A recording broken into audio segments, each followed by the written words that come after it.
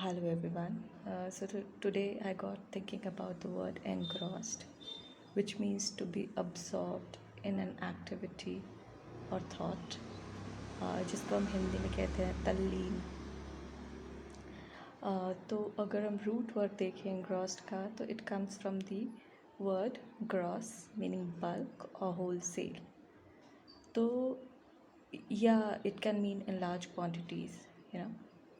तो अगर हम देखें स्पिरिचुअल सेंस में कि भाई इस वर्ड का क्या मतलब होता है, तो इट मीन्स कि आप इतना डूब गए किसी एक्टिविटी में कि आप अपने बॉडी के बियॉन्ड चले गए और आप इतने लार्ज हो गए, आप इतने विराट हो गए कि आप you became one with the universe. You are not small any more, you are not confined any more to space and time. और अगर हम इसमें इसका हिंदी देखें तल्लीन, तो it is made up of the words तद प्लस लीन। तद has two meanings, it can mean he, she, it, and it can also mean henceforth, तदानुसार, जैसे हम बोलते हैं और आफ्टर दैट जैसे हम बोलते हैं। सो तल्लीन इज़ तद प्लस लीन।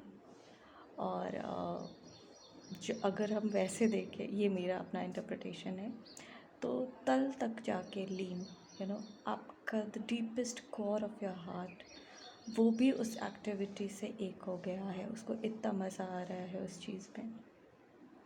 सो ये हो गया तल्लीन का मतलब।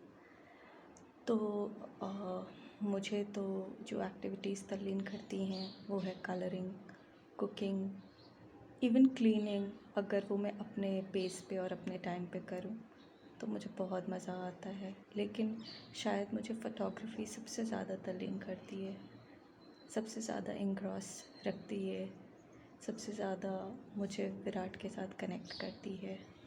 And it keeps you young, when you one with the universe, it keeps you young and it keeps you glowing. So that is the word meaning that I had to share with you today. Maybe you can share in the comment section what keeps you engrossed.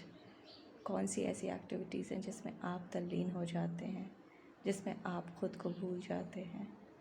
Thank you so much.